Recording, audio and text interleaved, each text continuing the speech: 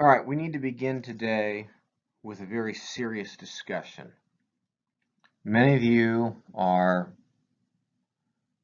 at home and not able to go out and do things, so I would strongly advise you not only to watch Jonah, but to make sure you watch Jonah, the VeggieTales version, all the way to the very end, where they sing the credits song, which is quite possibly my favorite credits song ever. All right, with that very important announcement out of the way, let's get started and let's talk about the book of Jonah, the last book that we're going to deal with that deals with the issue of Israelites and their relationship with foreigners. There's our key concepts, as always. Now, the first thing we need to talk about when it comes to the book of Jonah is the issue of what genre are we reading, or what I've put as the form here. Jonah's different than most other prophetic books. And what makes it different than most other prophetic books is it's a story, just like Esther and just like Ruth in a lot of ways.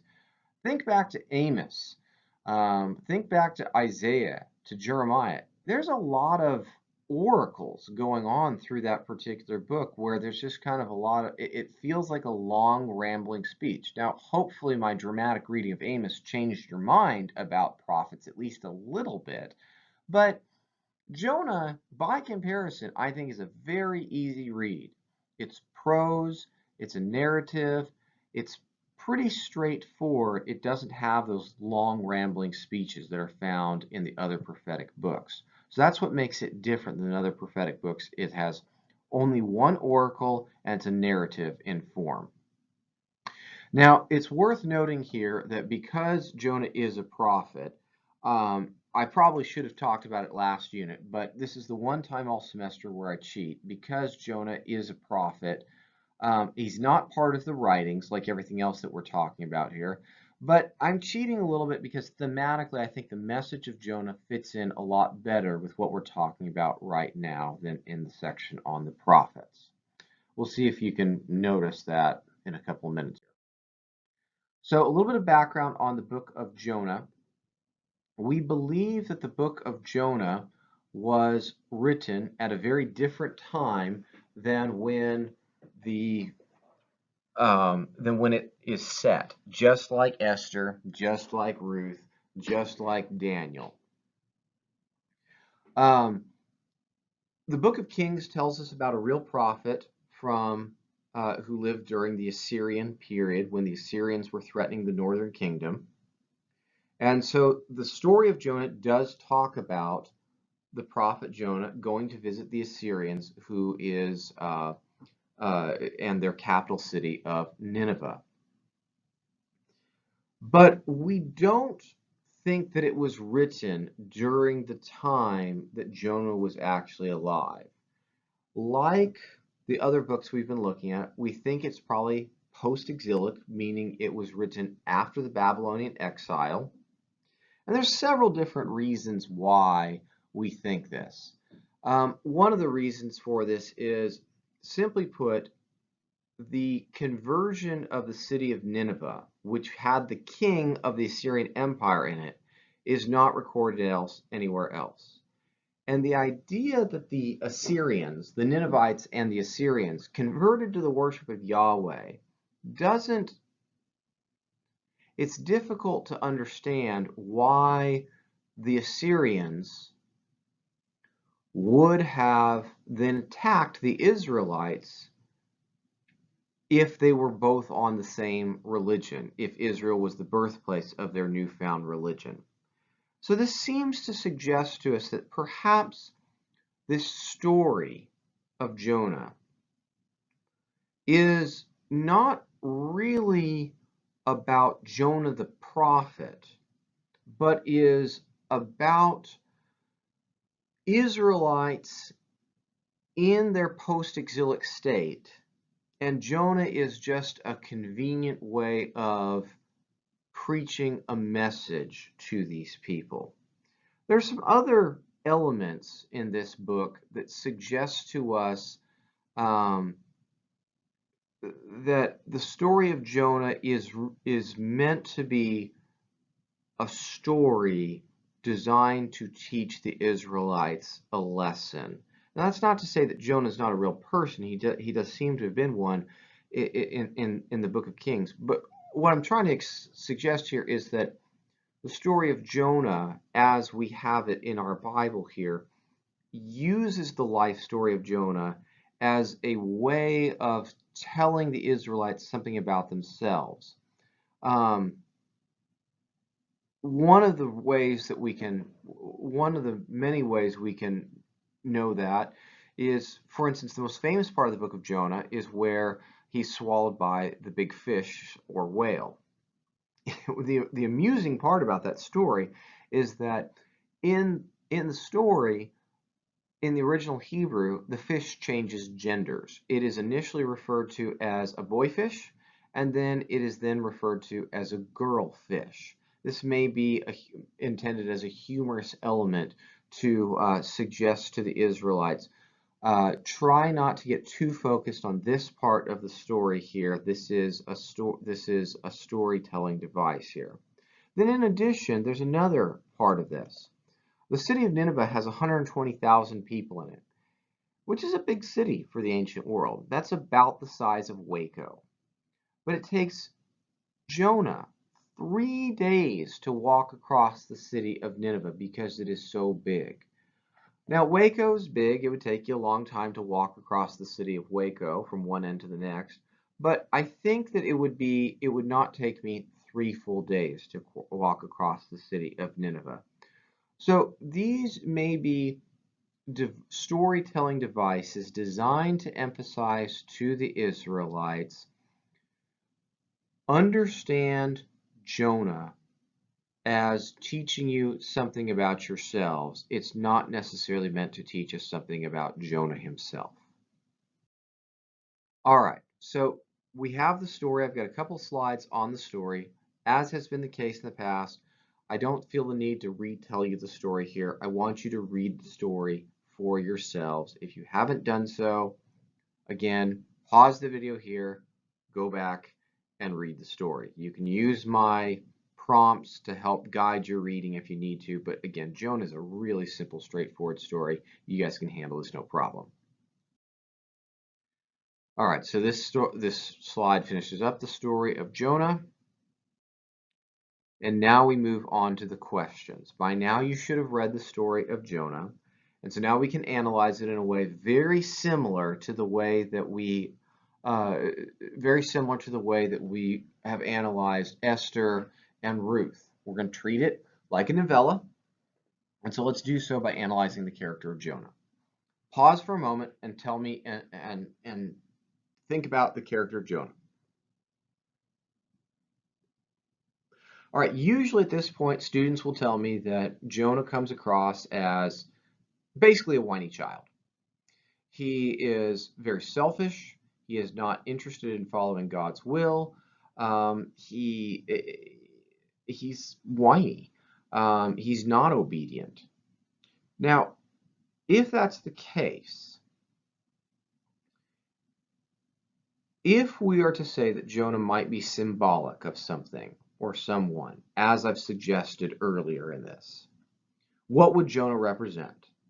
And the easy, obvious thing to say that Jonah represents, then, is Israel. He is a prophet who talks to God just as God talks to the Israelites. So Jonah probably is meant to represent all Israelites. And so Israel is being portrayed as a bunch of whiny, selfish people who are called by God to do something, but they don't do it. And so God punishes them, just as God punished Jonah by him ending up in the belly of a whale or a fish for a period of 3 days.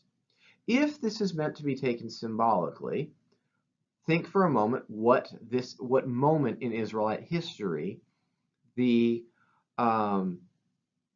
time in the belly of the big fish would represent. Okay, hopefully you've thought of your answer. And some students have occasionally tossed out the idea of slavery in Egypt, and if that's what you said, that's a pretty solid answer. But I would suggest that's probably not our best answer. I think the better answer is going to be the Babylonian exile, because Jonah seems to represent Israel living in the time of Israel before the Babylonian exile, and so the time in the belly of the whale uh, would represent that Babylonian exile, a period of exile, filth, nastiness, separation from the land, all those kinds of things. And so Jonah, when he spat out of the whale, represents Israel in their current state. And so they are given, and so Jonah goes to the Assyrians, or excuse me, he is offered the opportunity to go to the Assyrians and preach to them. When he preaches to them, how do the foreigners respond to this? And what we find is that the foreigners are surprisingly receptive to the message of Jonah, despite the fact that the Assyrians are the natural enemy of the Israelites, people who conquered their kingdom. And so your typical Israelite, as soon as they read about an Assyrian, would have thought along the lines of what Jonah appeared to be thinking, especially in the VeggieTales movie. Oh Lord, please don't send me there. They're a bunch of evil, filthy, nasty, disgusting fish lappers. We do not want to be associated with these people. But if we really look at the way the Ninevites are portrayed in this story, there's really not that many negative things said about them. And we've seen in this class in the past that there's a lot of times where the Bible will go out of its way to intentionally disparage an enemy of the Israelites if it gets given the opportunity to do so. And yet the Ninevites, the worst thing that we can say about them is nobody told them how to behave. So how could we expect them to be good people? Now, Jonah's not trying to suggest the Assyrians are just fine and dandy. They do need to become obedient to God. But the way they're portrayed is more ignorant rather than evil. And they need Jonah or Israel to explain to them what the right way to behave is. The sailors, the foreign sailors who Jonah rides on a boat with at the beginning of the story are portrayed in a very similar way.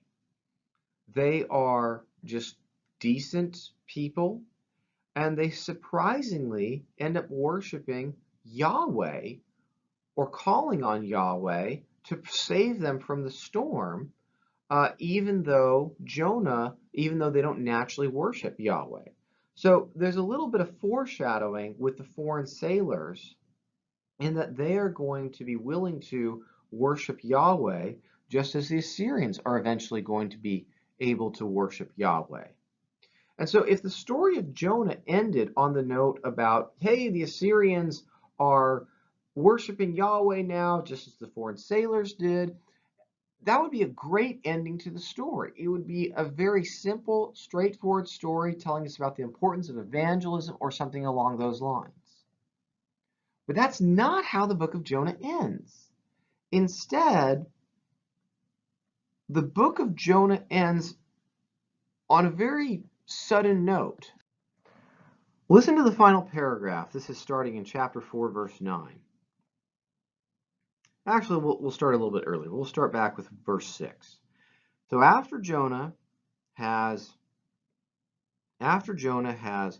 convinced the Assyrians to turn to Yahweh and worship him, Jonah goes up onto a hillside to wait and watch, hoping to see the fireworks, hoping to see God wipe out the city. And while he's waiting there, we start with verse 6. The Lord appointed a bush and made it come up over Jonah to give shade over his head, to save him from his discomfort. So Jonah was very happy about the bush. But when dawn came up the next day, God appointed a worm that attacked the bush, so that it withered.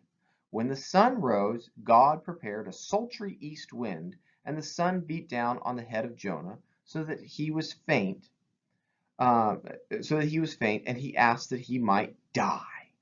And he said, "It is better for me to die than to live." Then God said to Jonah, Is it right for you to be so angry about that bush? And he said, yes, angry enough to die. Jonah comes across as like I think my 6-year-old does to me sometimes.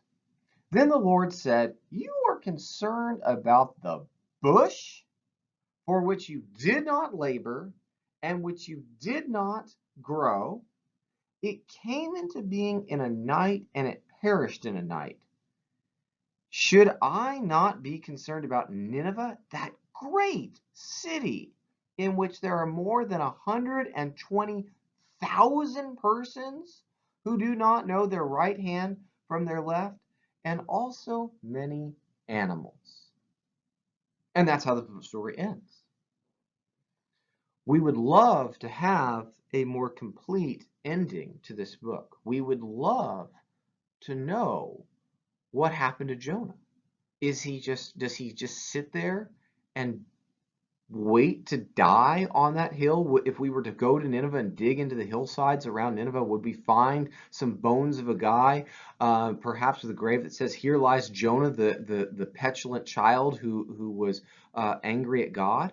Or does he say, oh, you're right, God, good point, and goes home and deals with his life? We don't know. And that's because the story, again, is not really ultimately about Jonah. It's really ultimately about Israel. And the original reader of this story was Israel. And so when God is talking to Jonah, he's not really talking to Jonah. He's talking to the Israelites. And so the question at the very end is meant as a rhetorical question for the Israelites that they are supposed to answer for themselves in this particular moment. Look, Israel, you guys are concerned about trivial matters like bushes, shade trees, vines, whatever it is that you are worried about. God's worried about bigger stuff, like the whole world, like 120,000 people in the world. What's your response to these people going to be? Are you going to keep being like you are in Ezra and Nehemiah and pushing them away, or going even further than that like you do in Esther and maybe even killing these people? Or are you going to be more open to them? Are you going to be willing to see that, you know what, they're not so bad after all. They're just ignorant.